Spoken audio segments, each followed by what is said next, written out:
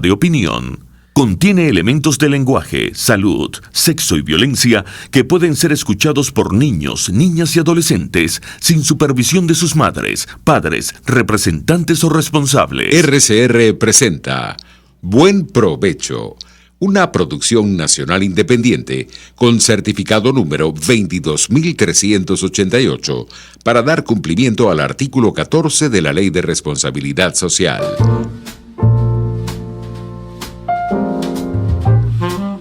A partir de este momento, los invitamos a formar parte de esta mesa donde se componen y descomponen los problemas del país.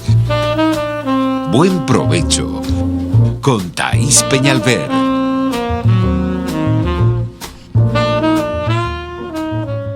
Buenas tardes, maravillosa audiencia de Radio Caracas Radio. Bienvenidos todos a Buen Provecho. Los venezolanos viven un momento histórico. Ya se los he dicho, 20 años es un ciclo histórico.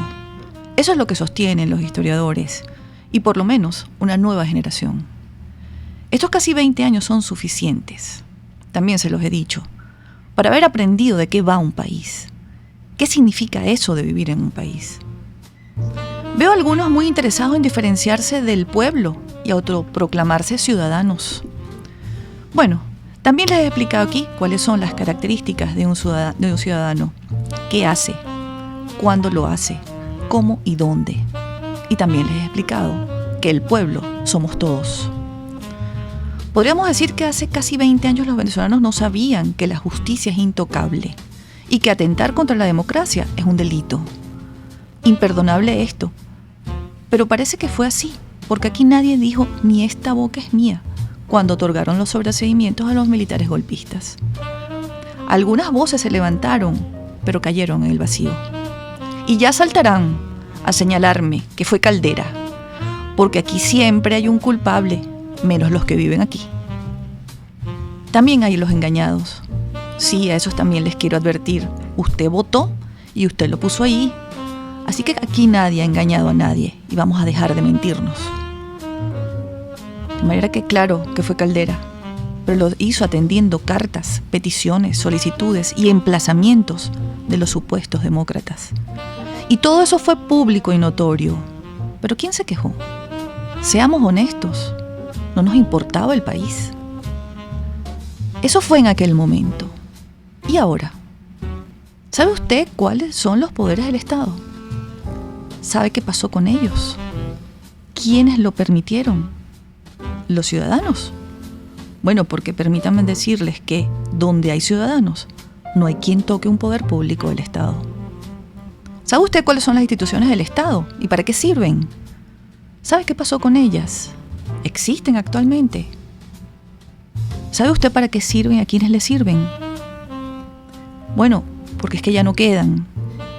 Es que donde hay ciudadanos, nadie toca una institución del Estado, porque el ciudadano sabe que las necesita y además exigen que estén conformadas por funcionarios honestos y aptos, que por cierto, le temen a su jefe, es decir, el ciudadano. Quiero preguntarles, ¿qué está pasando hoy? ¿Es legal lo que está ocurriendo? ¿Es aceptable? ¿Qué pasa en un país cuando reina la ilegalidad? ¿Qué pasa cuando en un país nadie identifica la ilegalidad?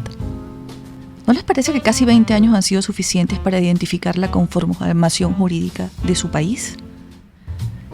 ¿No les parece que ya es hora de formarse y educarse en los asuntos de Venezuela?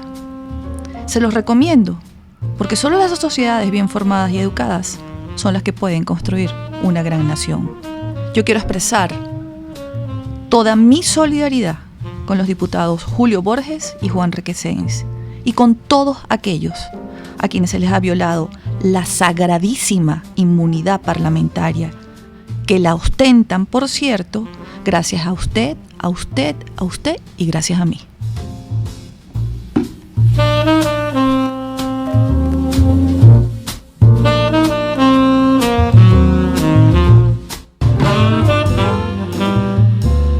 Venezuela y el mundo con María Teresa Belandria. Buenas tardes, maravillosa audiencia. Hola, María Teresa. Buenas tardes, Thaís. Hola, hola, ¿cómo estás? He dicho que estás muy bella, no sé si te logran verte. Bueno, no es la tranquilidad, son otras cosas, porque todo el que sea venezolano, no importa dónde nos encontremos, no puede estar tranquilo. Yo estuve súper ocupada dando clases, estuve de viaje, pero pendiente de la situación del país todos los días, porque, bueno, nos ocupa la situación del país. Pero como nuestro programa se dedica a analizar lo internacional, yo creo que tenemos una agenda bastante buena el día de hoy. Quisiera proponerle a nuestros oyentes el menú informativo para la hora de buen provecho. Y no sé por dónde quieres comenzar, Thaís. Podemos hablar del nuevo presidente de Colombia. Claro, lo más reciente. También, sí. Pero habla tú, expon tú la agenda que tienes preparada y bueno, comenzamos con el presidente de Colombia cuando lo hayas dicho. Bueno, yo les propongo el siguiente menú para la hora de buen provecho. Es hablar de Colombia en extenso. Ayer está colocado en mi cuenta de Twitter, que no la podemos decir, pero está, ustedes la conocen, el análisis sobre la llegada del nuevo presidente de Colombia. También les propongo que hablemos de la nueva designación de la Organización de Naciones Unidas, de Michelle Bachelet, como presidenta del Consejo de Derechos Humanos. Y les propongo también que hablemos de Argentina, porque hay muchas noticias importantes que están pasando en el sur. Si de allí hay alguna otra que quieras comentar del tema internacional, pues con mucho gusto, Thaís. Sí, bueno, sobre la marcha iremos conversando, porque quiero hacerte un comentario sobre la esposa de López Obrador, pero vamos a avanzar con tu agenda, con tu menú, que es de lo más interesante. Yo ayer me adelanté un poco porque felicité al pueblo de Colombia, María Teresa, por su nuevo presidente, por la democracia, sí, por la alternabilidad democrática, que es una base fundamental para que los pueblos vivan en paz. Pero te doy la palabra porque tú harás el análisis más profundo. Bueno, en primer lugar, recordar que el presidente Iván Duque Márquez llega con una amplia popularidad, ganó pues de una manera contundente en Colombia las elecciones el pasado mes de mayo, y lo que vimos fue una transición democrática que para mí tiene dos imágenes fundamentales del día martes. La primera es una vez que él se dirige al Palacio de Nariño ya como presidente juramentado con su esposa y sus 3 hijos, y lo recibe en la puerta el presidente Juan Manuel Santos con su esposa y sus hijos, para darle la bienvenida a su nueva casa y para despedirse de lo que durante 8 años fue su residencia. Eso para mí es una imagen que, independientemente del discurso del presidente del Senado, que la gente dice que fue destemplado, pero a la gente se le olvida también quién es Santos y de lo que hizo durante 8 años. Pero es una imagen de transición democrática que estamos acostumbrados a verla, por ejemplo, aquí en los Estados Unidos, cuando un presidente recibe al otro en la puerta de la Casa Blanca, en el Palacio del Elíseo, en la Moncloa. Es decir, en los países democráticos los presidentes se despiden en la puerta del palacio con su familia. Y la otra es una imagen fresca de un presidente de 42 años con su esposa tomados de la mano, con sus 3 niños, 2 niñas y un varón, que creo que le da un aire fresco a la política de Colombia. Eso, digamos, en lo estético, ¿no? Digamos, lo que son las imágenes que para mí fueron muy poderosas. Mira, sí, en ese saludo estaba el senador Marulanda. Sí. Y se saludaron, sí, en ese trayecto que él hizo desde la Cancillería. Exacto, y en la comitiva que, digamos, fue saludando al presidente cuando se traslada desde la Cancillería hasta la sede de la Plaza Bolívar, pues obviamente habían diputados y senadores de todas las tendencias políticas, y esa es la democracia, ¿no? Yo, por supuesto, no estoy de acuerdo con que haya 5 congresistas y 5 senadores que con el 0,5% de los votos, como explicamos en su momento, son miembros de la FARC, pero bueno, así fue el proceso de paz, eso es lo que está vigente, y veremos cuál es el resultado de este experimento de haber pacificado, y lo digo entre comillas, a esta gente cuáles sean las verdaderas intenciones. Pero bueno, quiero destacar... Sí, por 2 cosas, María Teresa, perdona que te interrumpa. Sí, claro, porque nosotros vivimos el proceso de pacificación aquí en Venezuela y ya vimos cómo los pacificados le pagaron a la democracia, ¿no? Tumbando la democracia, destruyendo, socavando sus bases. Y sobre todo porque en el discurso del presidente Duque dijo que iba a revisar, ¿no?, esos acuerdos. Tú me corregirás si no es así. Sí, lo primero que es el día de hoy, justamente hoy martes, el ministro de la Defensa, el señor Botero, anuncia que las aspersiones ya no serán voluntarias, sino que serán obligatorias. ¿A qué me refiero? Ante el proceso de paz se acordó que no se iba a hacer aspersión con glifosato, que es un componente químico que se riega sobre las plantas de coca para lograr eliminarlas. Eso se estaba haciendo de manera voluntaria. Y además había un incentivo, que por cada hectárea de coca que los campesinos desmontaran, les daban dinero, con lo cual se generó no un círculo virtuoso, es decir, que efectivamente se desmontaran las hectáreas de coca, sino que aumentara la producción para que entonces cuando hicieran la inspección fuera más el dinero que recibirían los campesinos por las hectáreas de coca sembradas. Y desde que comenzó el proceso de paz a la fecha, ha habido un incremento en casi 400% de la producción de cocaína desde Colombia. Eso está en todos los informes, en todos los reportes, y evidentemente es el nuevo gobierno del presidente Duque lo quiere eliminar. Hoy el ministro de la Defensa declara, hace poco menos de una hora, que las aspersiones ya no serán voluntarias, serán obligatorias. Esto lo traigo a colación porque creo que es algo muy importante, que Colombia, para restituir la concordia, la tranquilidad y la paz que se ha venido perdiendo en los últimos 2 años, necesita empezar a tomar acciones con relación a los disidentes de la FARC y a los grupos que se han ido generando con los desmovilizados que no se acogieron al programa. De manera que creo que vienen cambios en el proceso de paz. No viene quizás lo que diga la gente de Santos decía, que si ganaba Duque el proceso de paz no iba a seguir andando. No, el proceso de paz ya fue aprobado y tiene que ejecutarse. Claro, ahí es donde se van a hacer las reformas. Pero en segundo lugar, con respecto al proceso de paz... Vamos ¿sí? a dejar el segundo lugar sobre el proceso de paz para el regreso, porque tenemos que ir a una pausa. Ahora tenemos un poquito menos de tiempo en nuestra primera parte, pero bueno, ya volvemos amigos con la profesora María Teresa Velandre haciendo su análisis con su menú sobre Venezuela y el mundo. Ya regresamos. Usted escucha Buen Provecho con Thaís Peñalver por RCR 750 AM. En Ávila Gallery somos especialistas en todo lo relacionado con nuestro majestuoso Ávila. Cuadros, vitrales, fotografías e impresiones. Decora tus espacios o regala y envía un Ávila a ese ser querido. Hacemos envíos al exterior. Síguenos por @AvilaGallery1 o llámanos al 0414-127-4060. Ávila Gallery, tu centro de arte moderno. CAE Export es la empresa responsable de llevar tus envíos y cargas desde USA a Venezuela y Panamá, pero también de Panamá a Venezuela. CAE Export realiza este delicado trabajo con personal calificado y de vasta experiencia en el ramo de exportación, importación, empaque y despacho de mercancía. Para mayor información visita la página caexport.net, correo info@caexport.net, teléfono 0241-775-5575. CAE Export, déjalo todo en nuestras manos. Este y todos los domingos, Conversaciones con Gustavo Trías. Crónicas, testimonios, anécdotas, cuentos de programas de radio y televisión de otros tiempos, de sitios de diversión en todo el mundo, compositores, políticos, artistas de cine famosos, todos tienen historias, todos los domingos a las 9 de la mañana, historias bien contadas.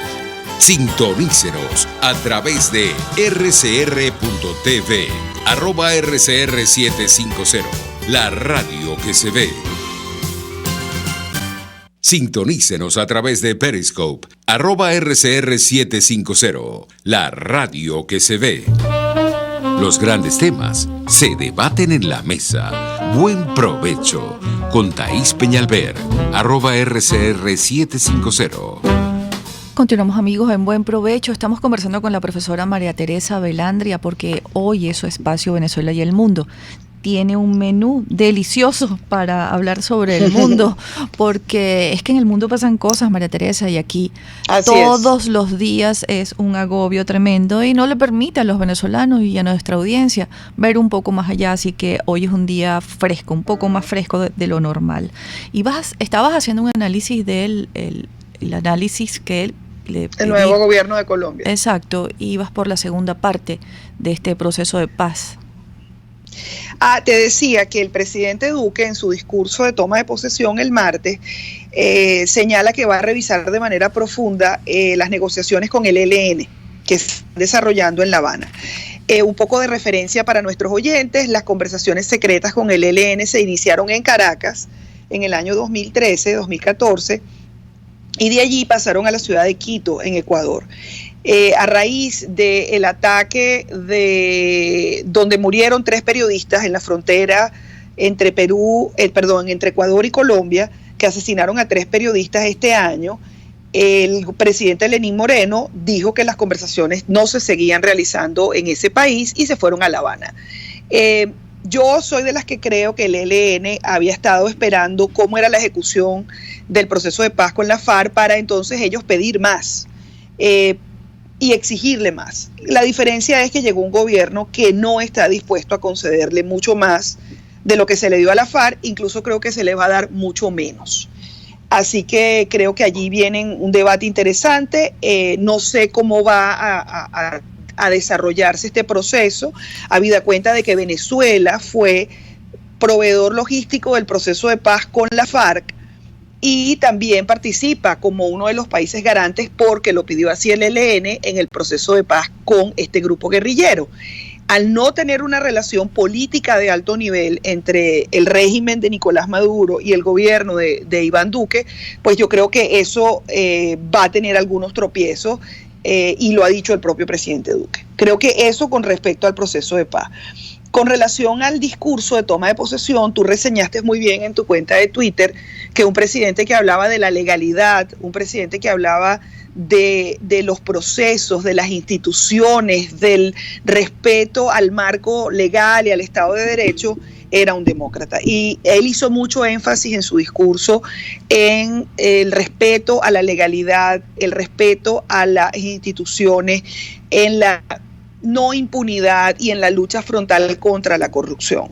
Y también para quienes atacaron al presidente del Senado por un discurso que consideraron destemplado, un discurso que consideraron revanchista, pues yo les recuerdo a nuestros oyentes que Juan Manuel Santos, el día que le dieron el Premio Nobel de la Paz en Estocolmo, dijo que toda la oposición en el Congreso eran tiburones. Eso me recuerda a Escuálido. Ustedes se recordarán cómo nos denominaban en el pasado también a quienes hemos ejercido el derecho a disentir.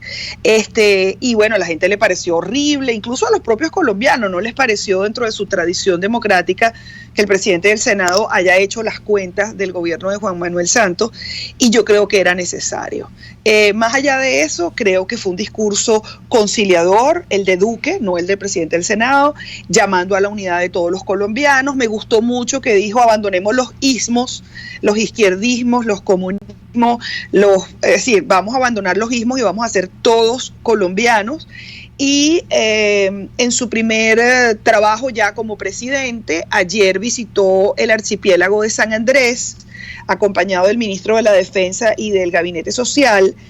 ¿Y por qué es importante la visita a San Andrés y Providencia? Eso es un archipiélago, territorio de Colombia, que le pertenece desde que Panamá era de Colombia, antes de ser un estado independiente. Y en el año 2013 se produjo una sentencia de la Corte Internacional de Justicia de La Haya, donde le arrebatan 75.000 kilómetros cuadrados de áreas marinas y submarinas a Colombia y le crean una suerte de condominio, dejándole la titularidad sobre el mar territorial, pero negándole los derechos sobre la zona contigua, la zona económica exclusiva y la plataforma continental, otorgándoselas a Nicaragua. Entonces, es una sentencia que no se ha podido ejecutar, que le limita el ejercicio de la soberanía efectiva a la Armada colombiana, y creo que por eso el presidente Duque tratando de enmendar el error que se produce durante la presidencia de Santos, hace como un primer ejercicio de soberanía en San Andrés el día de ayer. Eso te iba a decir, que es un ejercicio de soberanía y ratificación, pues. Así, de ratificación de la soberanía de Colombia sobre el archipiélago de San Andrés y Providencia.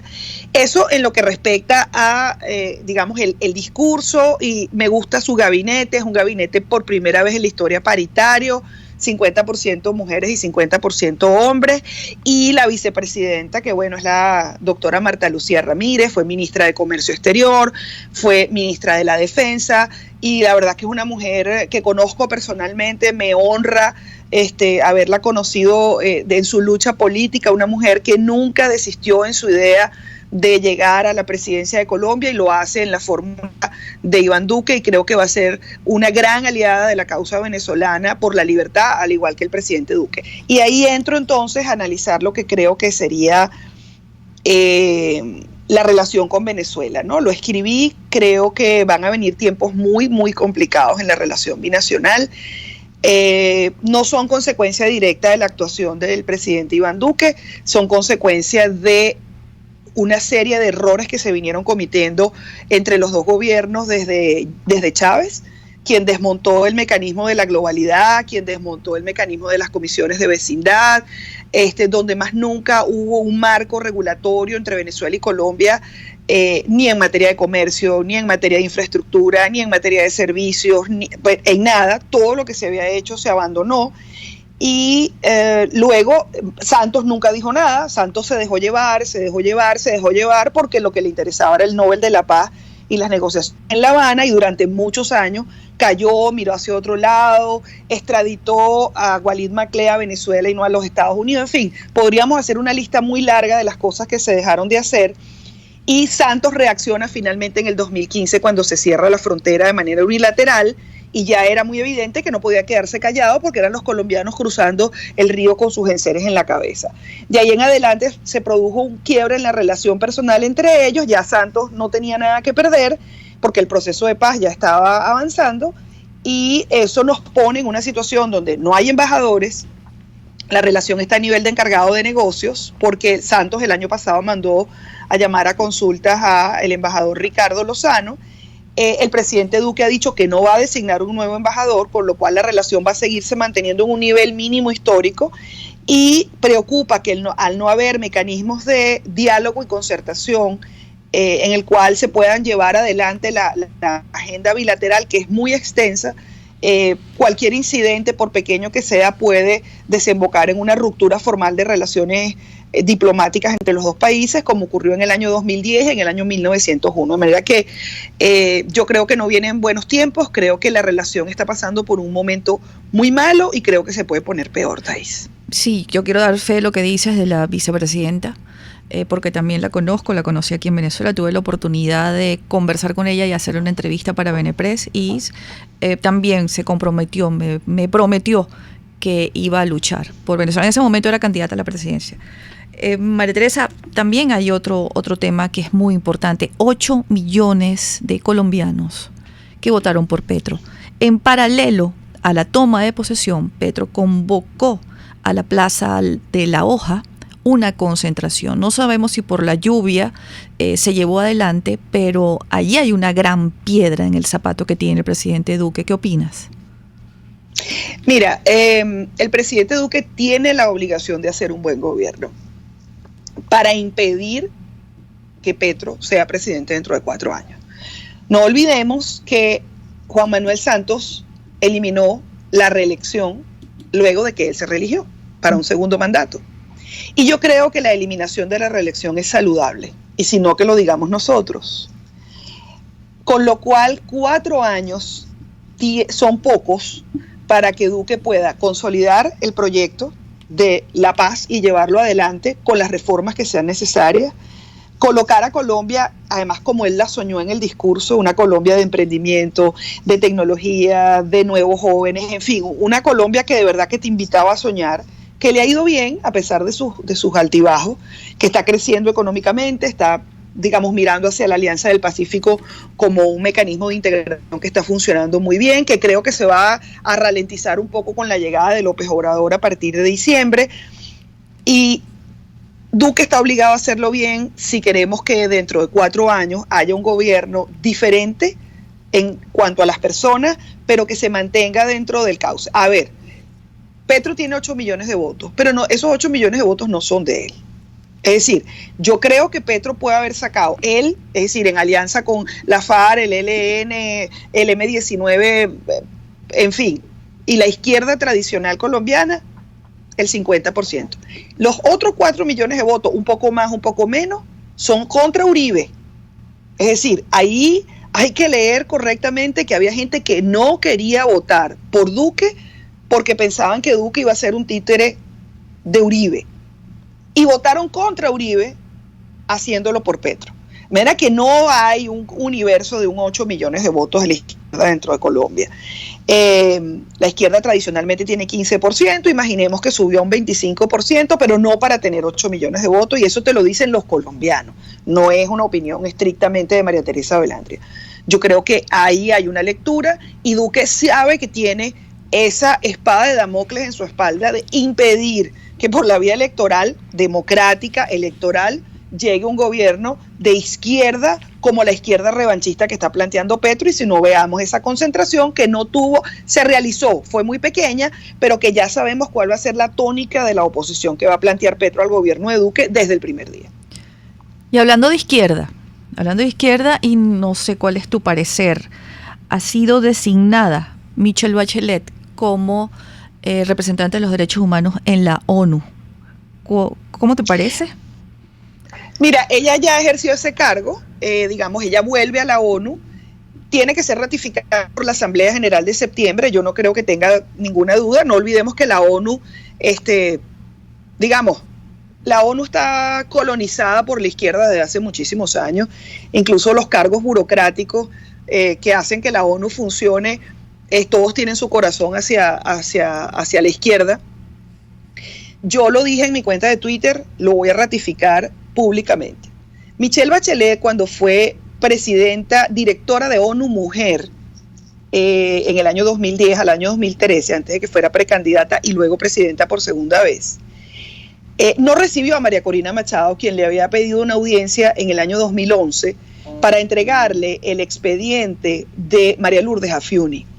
Y a pesar de que le había confirmado la reunión, cuando María Corina llegó a Nueva York, cuando todavía podía viajar, que no le habían puesto prohibición de salida del país, Michelle Bachelet no la recibió la segunda a cargo de ONU Mujer, porque ella no quería reunirse con una líder de la derecha radical venezolana.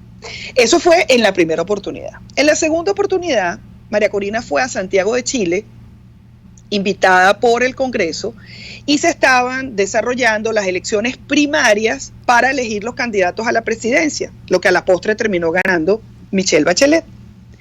Y se le pidieron citas a todos los candidatos presidenciales. Todos accedieron a reunirse con María Corina Machado y con el diputado Eduardo Gómez Sigala y el diputado Carlos Ramos, que fueron quienes la acompañaron en esa visita. Michelle Bachelet no quiso. Y tampoco quiso recibir a Enrique Capriles.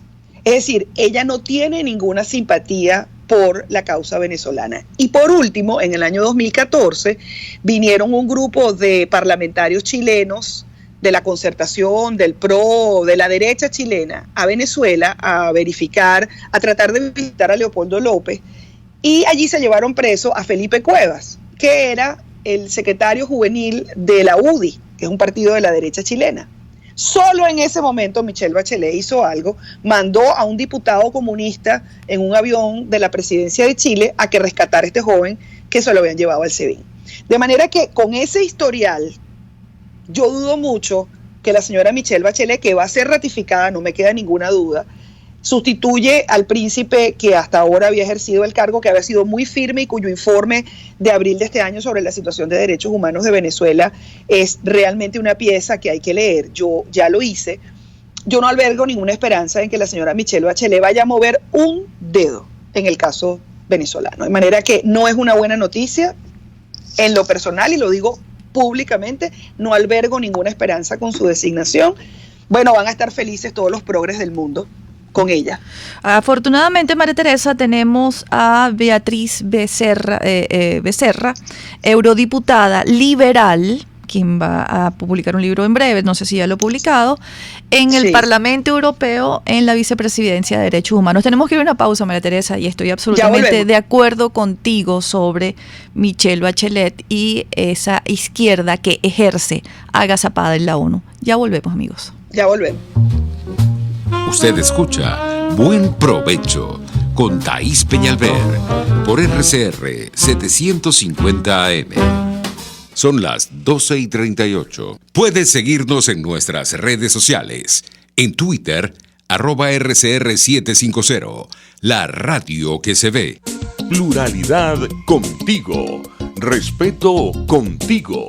Responsabilidad contigo. Libertad contigo. Estamos contigo y punto. De lunes a viernes a la 1 de la tarde. Contigo. Solo por RCR 750 AM.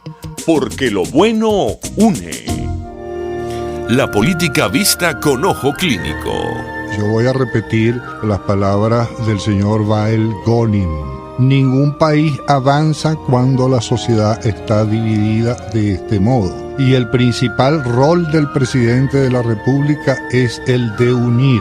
Luis Enrique Alcalá es el doctor político. Todos los sábados a las 12 del mediodía nos presentará a la política como arte de carácter médico.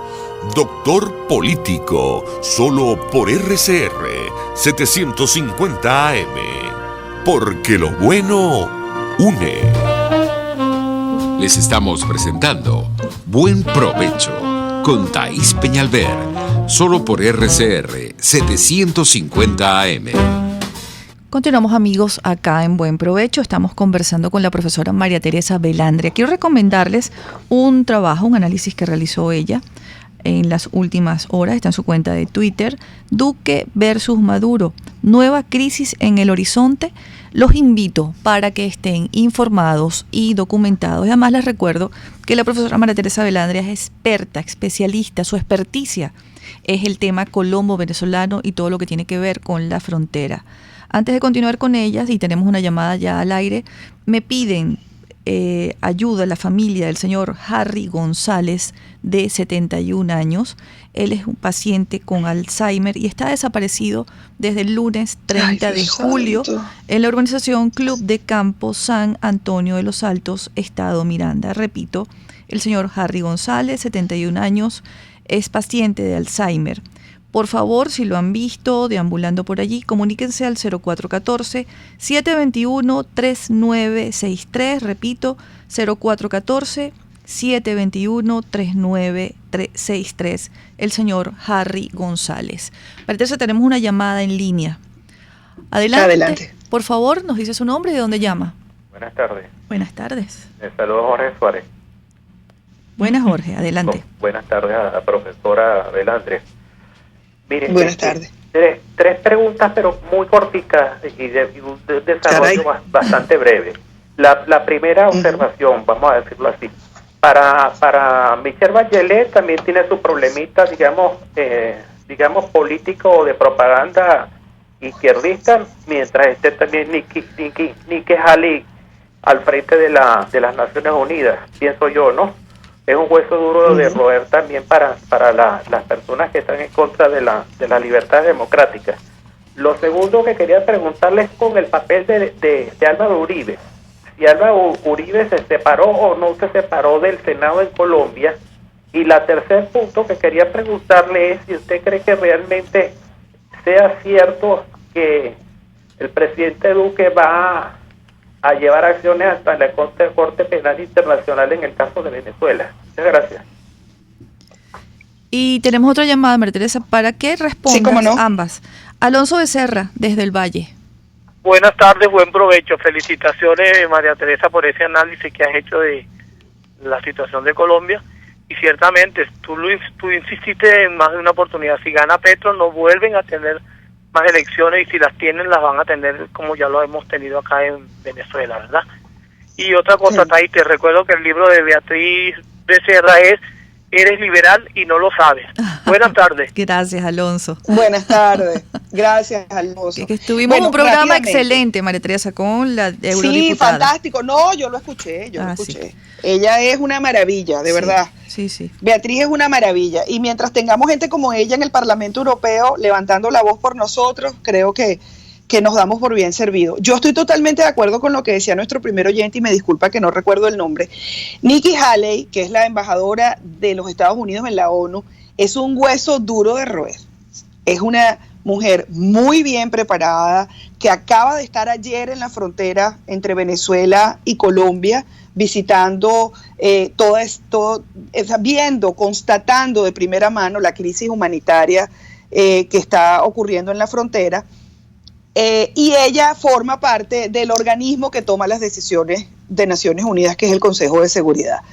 Lamentablemente también ahí está China y Rusia, que son aliados del gobierno venezolano, y quizás las acciones que se pudieran haber tomado desde la ONU encuentran en el veto de estos dos países un freno, pero sí creo que usted tiene toda la razón que Nikki Haley va a hacer su trabajo allí, ¿no?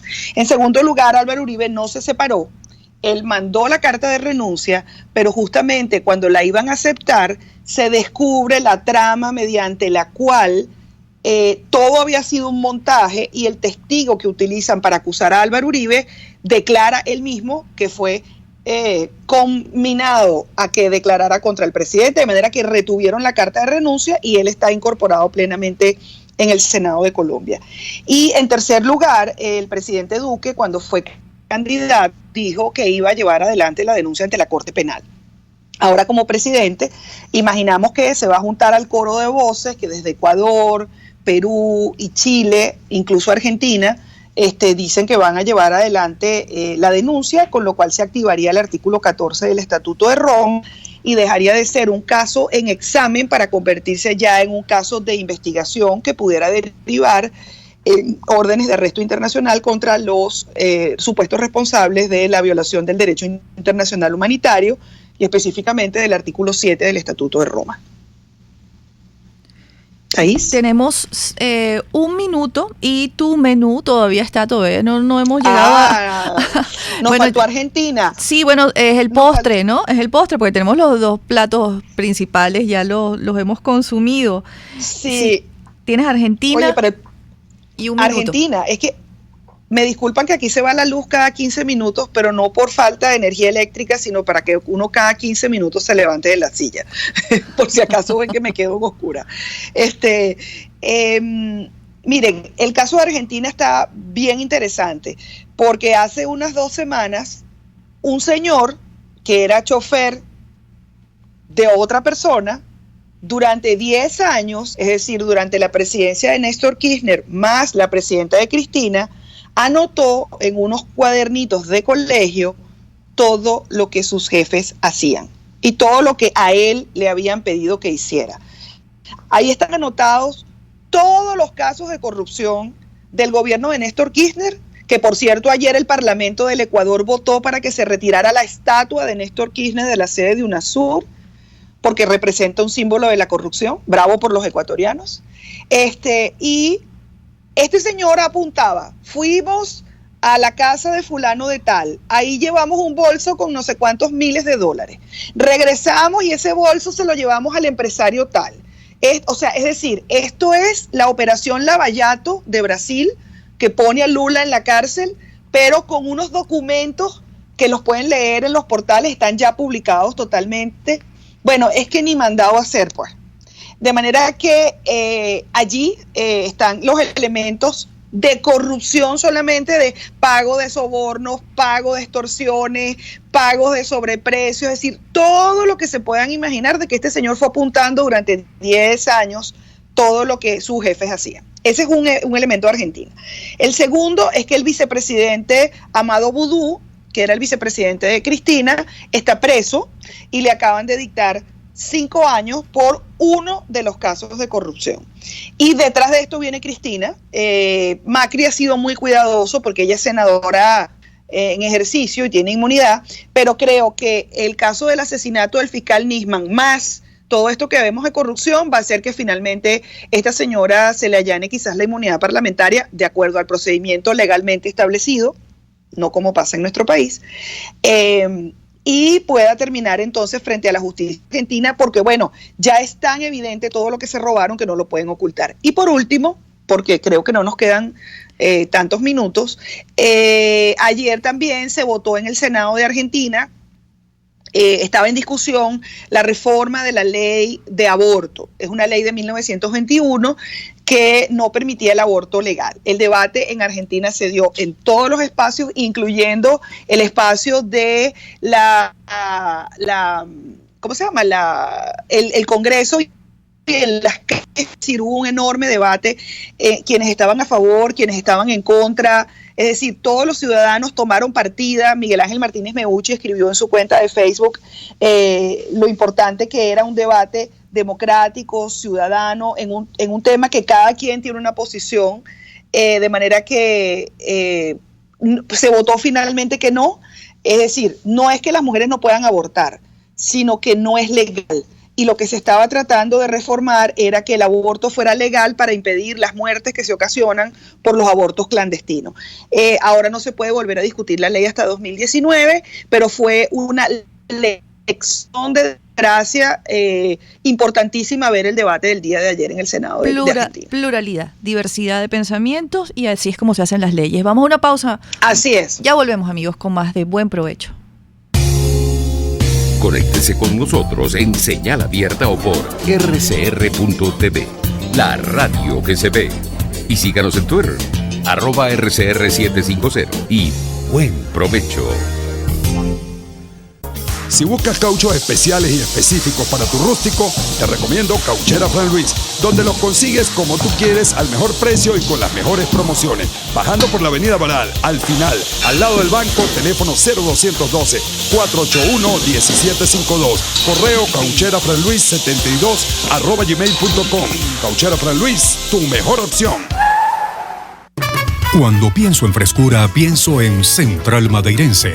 Y sé que solo allí encontraré lo mejor en productos de primera calidad, donde las frutas y vegetales son traídos directamente del campo, con olor a tierra fértil, a tierra venezolana. En Central Madeirense son más frescas.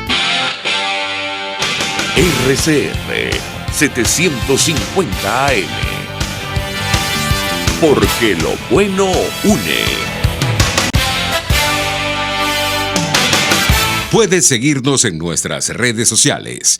En Twitter, @RCR750, la radio que se ve. Los grandes temas se debaten en la mesa. Buen provecho. Con Thaís Peñalver, @RCR750. Queridos amigos, hemos llegado ya al final de nuestro programa. Queremos saludar a quienes nos han visto y escuchado a través de las plataformas digitales de Radio Caracas Radio, a través de la mensajería de texto Dilo, por el chat del canal de YouTube RCR750. Queremos agradecer a la Dirección General de la estación a cargo de Jaime Nestares, a la Gerencia de Producción con Gulick Charcaya, en la producción de este programa Juliet Córdoba, en la asistencia de producción María Alejandra Hernández, en los controles César González, y hoy estuvimos con la profesora María Teresa Velandria y quien les habla, Thaís Peñalver. Te hacen una pregunta, María Teresa, además de agradecer todo el análisis y la excelente exposición que has hecho. ¿Qué opinas sobre el reconocimiento del gobierno de Santos, el último día de su gestión, del Estado palestino como nación? Tienes un minuto. Yo creo que el reconocimiento del Estado palestino es justo, es legal, forma parte de la soberanía de los estados reconocer a otros. Lo que todo el mundo le critica es que lo haya hecho justamente el día antes de dejar la presidencia, para que las reacciones a esa decisión soberana las tuviera que asumir el nuevo gobierno. Yo estoy de acuerdo con el reconocimiento del Estado palestino, lo he dicho siempre, y creo que ha venido ganando, no personas que están ganadas a esa causa, pero lo que todo el mundo le critica, uno, es eso, que lo haya hecho el día antes, y lo segundo es que hayan nombrado como 35 cónsules justamente el día antes de irse, con lo cual le dejan poco margen de acción al presidente Duque en los consulados más importantes de Colombia, que allí sí están destinados a personas de carrera. Claro, y al estar destinados a personas de carrera, pues entonces removerlos de sus cargos es un problema, ¿no?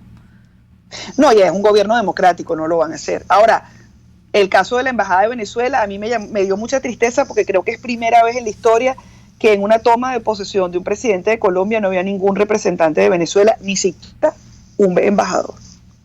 Bueno, pero estaba representada la oposición. Habían varios líderes de la oposición venezolana, claro, y estaban allí. O sea, me refiero a la representación de Venezuela oficial, como país. O sea, pero claro, ahí estaba gente nuestra, exilada, expatriada, etcétera, pero digamos, la relación entre Venezuela y Colombia es una relación muy importante, o sea, son nuestros vecinos, no los podemos arrimar, no los podemos quitar, o sea, tenemos que convivir. Eso será en democracia, y espero que tú estés en el equipo de gobierno de la nueva democracia, la democracia que vamos a instaurar en Venezuela, María Teresa. Gracias por acompañarnos. Ese es el mejor deseo. Feliz fin de semana para todos y buen provecho para los que todavía tienen comida en su mesa. Así es. Quiero recordarles que el señor Harry González, de 71 años, está desaparecido y es un paciente con Alzheimer. Desde el lunes 30 de julio se perdió en la organización Club de Campo en San Antonio de los Altos, Estado Miranda. Su familia pide que informen al 0414-721-3963. Gracias por su bondad y por la solidaridad. Amigos, hemos llegado al final de nuestro programa por el día de hoy. Queremos agradecerles la sintonía. Que tengan todos una feliz tarde y muy buen provecho.